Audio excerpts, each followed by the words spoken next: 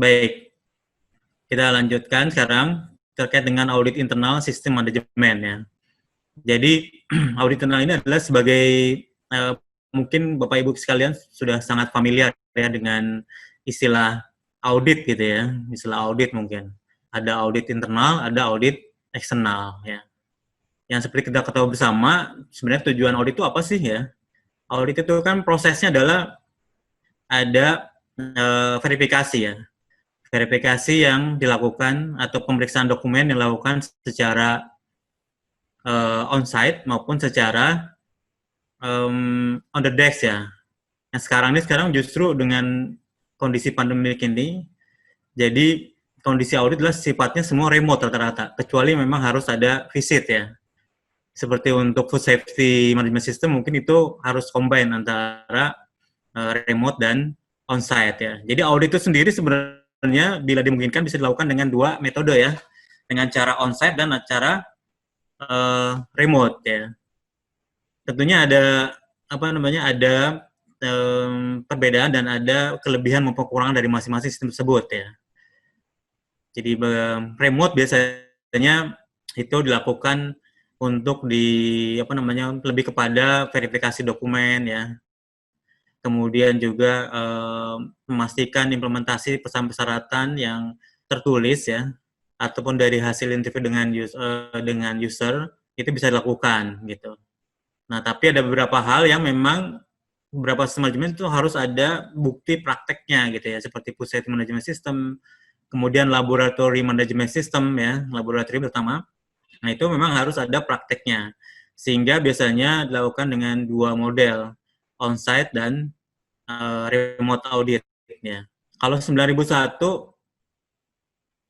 kalau yang sudah tahapan surveillance atau tahapan continuous itu biasanya bisa cukup dilakukan dengan cara on-site saja ya, artinya interview ke user, kemudian meminta penjelasan proses, kemudian meminta bukti-buktinya, dan itu nanti bisa direview oleh auditor dengan cara dikirim online dan nanti dinyatakan bahwa itu sudah suatu belum. Nah, jadi audit itu sendiri adalah tujuan audit itu adalah kita ingin melihat kesesuaian gitu ya.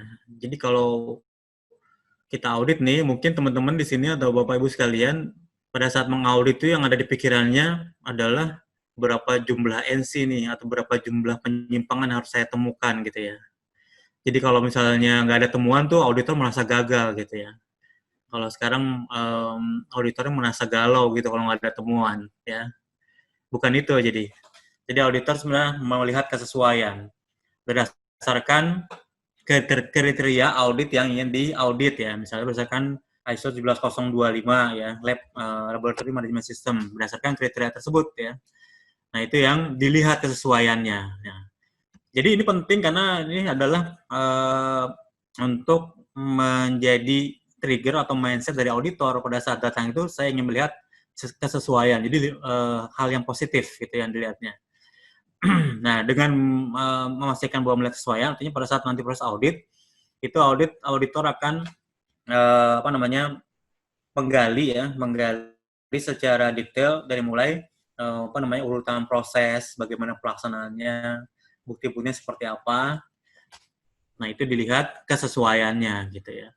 Kesesuaian berdasarkan kriteria audit tadi ya, standar ISO 17025 berdasarkan manual, prosedur, dan sebagainya. Nah, itu sebagai gambaran umum daripada proses audit ya. Jadi audit itu seperti kita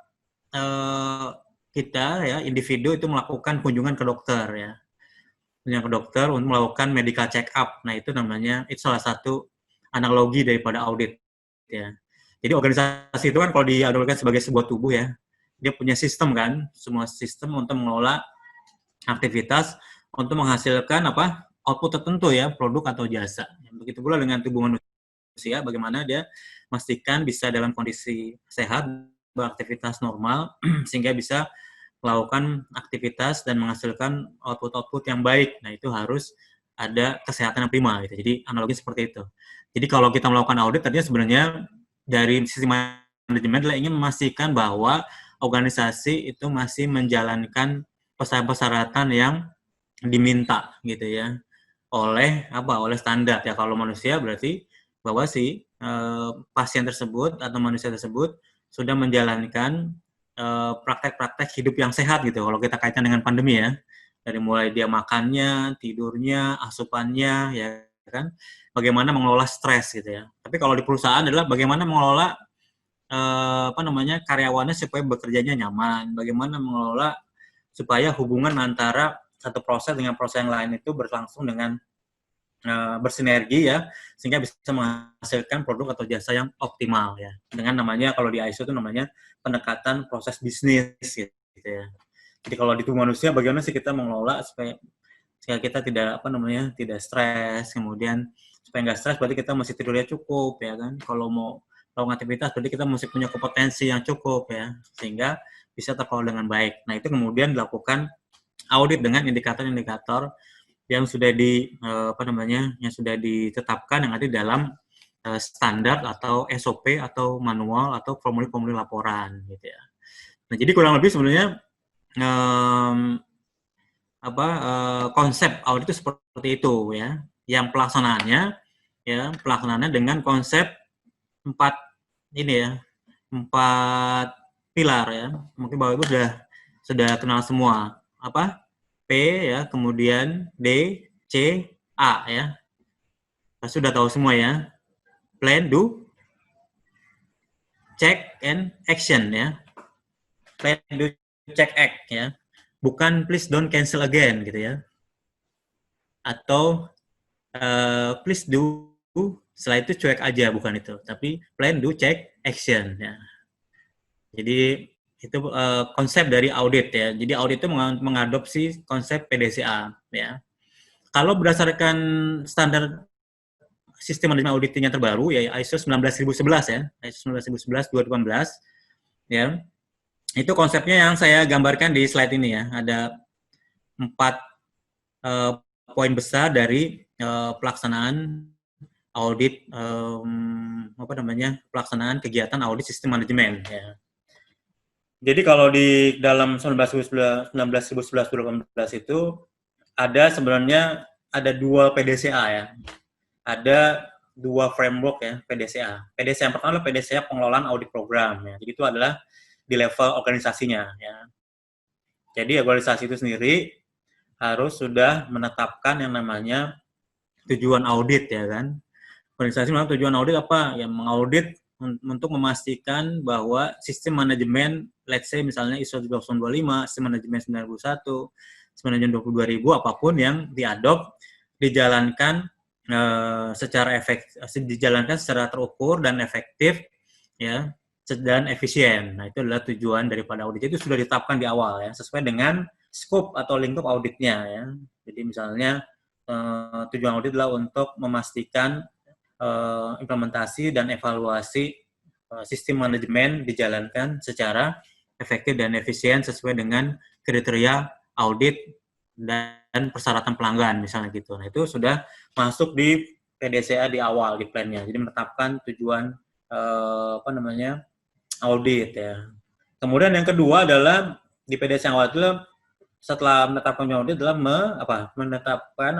menentukan tugas dan tanggung jawab auditor gitu ya.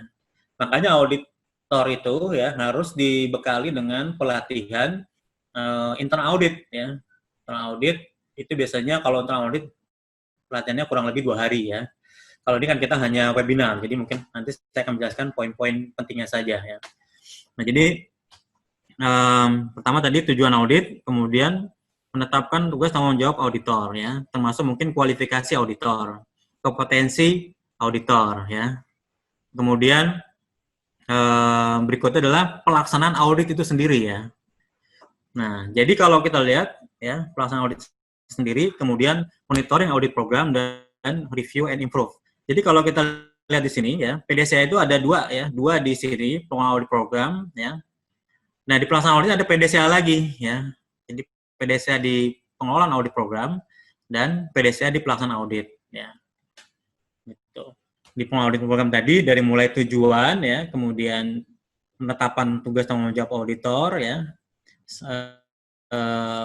kompetensi auditor, selected auditor, baru nanti masuk ke pelaksanaan audit. Nah, pelaksanaan audit ini ada PDCA-nya juga ya. Nah, Bapak Ibu kan kalau melaksanakan audit apakah ujuk-ujuk gitu ya, besok saya mau audit gitu, langsung datanya semua. Apakah seperti itu? Tidak ya, makanya ada konsep PDCA di pelaksanaan audit ya. Dimulai dengan plan tadi kan, di pelaksanaan audit ini ada plan ya, ada plan sendiri. Kalau ini plan yang di level organisasi ya. Dan audit ada plan sendiri, apa plannya? Plannya mulai dari Bapak Ibu biasanya kalau yang sudah bekerja di perusahaan nih, biasanya menginformasikan ke laboratorium yang mau diaudit. Kira-kira kapan nih siap diaudit? Oh, kita siap kayaknya di bulan depan deh, di minggu akhir mungkin karena lagi banyak kegiatan. Oke. Kemudian gimana untuk dokumen-dokumen sebelumnya sudah siap semua belum? Oh, sudah direvisi yang terbaru dan kita sudah lakukan pelaksanaan. Jadi ada proses komunikasi dengan auditi ya. Jadi karena audit ini bukan audit sepihak gitu ya. Seperti inspeksi misalnya dari apa namanya? Dari badan pemerintah misalnya gitu ya, melakukan inspeksi mendadak tanpa pemberitahuan, mungkin pemberitahuannya bisa 2 hari sebelumnya ya, langsung datang, langsung melakukan sidak. Nah, audit tidak seperti itu. Audit adalah sifatnya adalah sistematik ya. Jadi audit itu sifatnya sistematik, ada perencanaan ya. Perencanaan tadi memastikan kesiapan auditinya ya. Kesiapan dari sisi dokumen, kesiapan dari pelaksana. Jadi harus ada itu. Itu masuk di plan ya, di plan. Kemudian setelah kalau biasanya Bapak Ibu di perusahaan kalau sudah siap nih auditinya, biasanya Bapak akan membuat persiapan ya. Biasanya bikin apa? Bikin rencana audit ya. Rencana audit termasuk di dalamnya menunjuk auditor ya. Menunjuk auditor ya, kemudian nanti si auditornya itu akan mempersiapkan dokumen-dokumen yang diperlukan untuk pelaksanaan audit. Nah, mereka biasanya akan review. Saya ngaudit bagian, kamu mengaudit teknis ya, berarti nanti mengaudit kegiatan proses audit itu sendiri, bagaimana validasi, verifikasi, kalibrasi. Berarti yang direview dokumen berkaitan hal tersebut. Nanti tinggal dibuat checklistnya. Apa sih persyaratan kalibrasi? Apa sih persyaratan seorang analis? Bagaimana sih proses mereka menerima sampel sampai kemudian menjadi laporan? Nah, itu dibuatkan checklistnya. Ya, tadi pertama adalah melakukan persiapan, konfirmasi dengan auditi. Yang kedua, Bapak Ibu mulai membuat persiapan untuk mengaudit ya. Jadi auditor itu sendiri juga harus kompeten ya. Kompeten karena dia harus memberikan nilai tambah tadi ya. Kan kita ingin memeriksa ya. Kalau memeriksa sesuatu ya kita harus punya pengetahuan atau background yang cukup sehingga kita bisa memberikan bisa memberikan nilai tambah sehingga perusahaan bisa improvement. Nah, jadi kata itu ya, jadi audit itu bukan kesalahan, tapi si auditor itu harus bisa mempunyai kemampuan yang cukup, potensi yang cukup, kemudian bisa memverifikasi berdasarkan yang dilakukan oleh organisasi, sehingga nanti dilihat apakah sesuai tidak dengan kriteria audit, sehingga nanti dapat disimpulkan hasil auditnya apakah ada finding atau tidak ada atau mungkin cukup OV gitu ya. Nah, itu adalah konsepnya. Jadi kita lanjutkan. Jadi setelah dipilih audit, kemudian Bapak Ibu baru masuk nanti membuat checklist ya, menyiapkan dokumen, baru nanti masuk ke pelaksanaan audit itu sendiri. Nah, dalam pelaksanaan audit itu ada tiga konsep besar ya, ada 3 aktivitas ya, atau kriteria yang besar. Pertama adalah Bapak di audit itu melakukan apa? Kita kan ketemu orang ya, berarti kita melakukan interview ya, interview dengan orang ya. Jadi datang itu bukan melihat dokumen ya. Jadi kalau audit sekarang sudah mulai 2011 itu kita mengaudit proses ya, bukan mengaudit dokumen ya. Kalau zaman dulu mungkin pas audit Bapak Ibu sudah masuk ruangan ya. Pak, Bu, ini ruangan khusus auditor ya. Oke, baik. Bapak masuk, di dalamnya ada setumpuk dokumen ya. Bapak berbicara dengan dokumen, periksa satu-satu gitu ya. Ada yang bertanya baru tanya. Nah, sekarang nggak seperti itu ya. Jadi audit sekarang ini sudah pada audit pendekatan proses ya. Proses itu adalah bagaimana orang organisasi mengolah ya masukan atau input dikelola dengan prasyarat tertentu dalam sebuah proses untuk menghasilkan output ya, atau gampangnya adalah IPO, input, proses, output ya. Jadi mengolah input persyaratannya, kemudian masuk dalam proses dengan persyaratan tertentu untuk menghasilkan output berupa produk atau jasa sesuai dengan siapa? Sesuai dengan keinginan pelanggan ya, atau persyaratan yang diwajibkan. Bisa juga ada persyaratan pemerintah misalnya, atau persyaratan dari daerah yang kita akan supply gitu. Nah, itu pendekatan proses. Jadi audit itu adalah memproses orang yang menjalankan. Jadi auditor memastikan bahwa orang yang menjalankan juga sudah kompeten ya. Jadi proses itu adalah artinya memastikan bahwa proses jalankan dengan oleh orang kompeten, sudah memenuhi persyaratan, bagaimana aktivitasnya ya, dan output-nya seperti apa, apakah berjalan normal atau ada penyimpangan. Nah, si auditor tinggal verifikasi di poin-poin tadi ya. Personelnya gimana, prosesnya gimana, materialnya sudah memenuhi standar atau belum, bahannya seperti apa ya kan, perlengkapannya sudah kalibrasi atau belum ya kan, perlengkapannya sudah memenuhi standar daripada proses pengujian bahan atau proses kalibrasi belum gitu kan. Kemudian outputnya seperti apa, laporan bagaimana. Nah, itu yang diverifikasi oleh si auditor ya. Jadi sepanjang itu sudah sesuai ya berarti dia sudah memenuhi persyaratan gitu. Nah, itu adalah proses pelantikan. Dia melakukan interview. Nah, kemudian dari interview itu auditor melakukan catatan ya, mencatat. Jadi auditor itu tidak boleh, harus mendokumentasikan apa yang diaudit, bisa lewat tulisan tangan, bisa lewat laptop atau apapun yang ada bentuk recordnya ya. Tentunya kalau mau atau juga bisa ngerekam, tapi kalau ngerekam minta izin dulu ya. Kalau mau ngerekam suara itu izin dulu. Boleh nggak ngerekam suara gitu? Karena takutnya nanti suaranya dimasukin ke YouTube kan nggak enak kan. Nanti followernya banyak nggak enak juga nanti auditinya. Gitu. Ya jadi itu. Jadi mencatat tadi ya. Nah, mencatat apa yang akan apa yang dijelaskan, kemudian men-trace gitu ya, istilah kalau itu namanya audit trail ya. Jadi men-trail apa yang dijelaskan oleh si auditee ya, dengan melakukan verifikasi, bisa verifikasi kegiatan, aktivitas, bisa verifikasi dokumen, bisa verifikasi hasil kegiatan. Ya. Jadi interview, verifikasi, dan apa observasi ya. Jadi auditor di sini kalau saat mengaudit ya menggunakan semua panca inderanya ya, panca inderanya dari mulai verbal ya, penglihatannya, kemudian juga pendengarannya, semua. Jadi interview, verifikasi, dan observasi gitu. Jadi itu masuk di plan. Di pelaksanaan audit udah masuk di plan ya, do ya. Jadi plannya tadi sudah saya jelaskan, do-nya sampai ke pelaksanaan audit ya.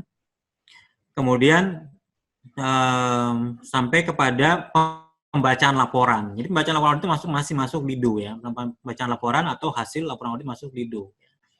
Nah, kemudian nanti ceknya adalah masuk di tindak lanjut ya terhadap hasil temuan audit ya. Siapa yang akan melaksanakan, kapan akan diselesaikan ya. Siapa yang verifikasi, nah itu masuknya dicek ya. Dicek. Kemudian yang berikut adalah terakhir adalah melakukan act terhadap apa? Terhadap si hasil audit itu sendiri ya, kemudian auditornya ya. Jadi di action itu dan kepada efektivitas audit ya. Jadi proses audit adalah perencanaan, pelaksanaan audit, kemudian tindak lanjut hasil audit, dan tindak lanjut terhadap si pelaksananya, auditornya, terhadap aktivitas auditnya, ya, kemudian juga terhadap hal-hal yang berkaitan dengan audit itu sendiri atau improvementnya seperti apa. Nah, itu masuk di sini, di PDCA ya, di pelaksanaan audit. Jadi pelaksanaan audit ini ada terdiri dari PDCA, dari mulai persiapan audit, pelaksanaan audit, ya, tindak lanjut audit, ya, dan tindak lanjut terhadap auditor dan hasil auditnya. Nah, jadi ini plan dulu. Nah, kemudian secara program hasil audit ini nanti akan dimonitor oleh organisasi ya kan. Biasanya melalui kegiatan rapat manajemen ya. Itu akan dimonitor hasil auditnya gimana ya kan, temuannya seperti apa gitu ya. Ada tuh yang nanya ke saya gitu, Pak, kalau audit itu semakin banyak temuan apakah semakin baik gitu ya? Atau semakin sedikit artinya semakin tidak baik atau kompeten audit tidak kompeten gitu ya. Nah, justru kebanyakan ya, semakin banyak temuan artinya bisa dua nih, bisa dari organisasinya sendiri tidak menjalankan secara konsisten ya, atau mungkin dari auditornya sendiri ya, belum cukup kompeten sehingga temuan-temuan yang sifatnya tidak berdampak langsung ke sistem itu dijadikan temuan gitu ya. Misalnya di SOP ada salah ketik huruf audit nih, misalnya audit huruf T-nya nggak ada, Audi jadinya gitu. Itu jadi temuan gitu kan. Mohon perhatian pada dokumen kontrol supaya melakukan pembuatan SOP secara teliti dan benar gitu ya. Nah, temuan seperti ini sebenarnya adalah temuan yang tadi tidak berdampak langsung ke sistem ya. Kalau itu mungkin cukup auditor mengingatkan saja. Ya. Jadi temuan banyak itu bisa jadi dari organisasinya itu tidak konsisten, bisa jadi dari auditornya belum kompeten gitu ya. Jadi kebanyakan sih temuan itu kalau saya lihat selama pengalaman belasan tahun adalah dari auditor yang belum kompeten atau belum pengalaman. Jadi kadang-kadang tanyanya itu di luar scope ya gitu. Kadang-kadang hal-hal yang nggak berkaitan sama manajemen atau hal-hal tadi yang berkaitan dengan kesalahan tulis ya, misalnya kesalahan tulis di SOP gitu, atau misalnya hal-hal yang sifatnya minor dan tidak berdampak langsung pada sistem manajemen. Nah itu sering dilaporkan sehingga soal temuannya banyak ya. Jadi kalau dulu saya di Indofood tuh makin kesini itu temuan makin sedikit tapi OV-nya makin banyak ya. Opportunity for improvement-nya makin banyak. Temuan mungkin cukup 2 atau 3, OV-nya bisa puluhan gitu ya.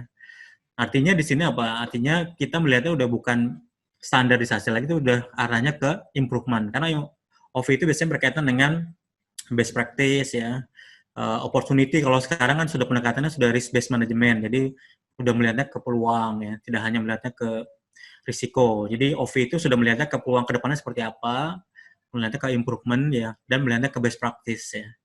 Jadi nanti kalau sudah mature organisasinya itu biasanya temuan kerjasamanya itu makin sedikit, tapi nanti OV-nya itu yang makin banyak. Artinya auditornya sudah punya kompetensi yang cukup ya, dan juga bisa memberikan masukan-masukan sehingga ada nilai tambah gitu ya.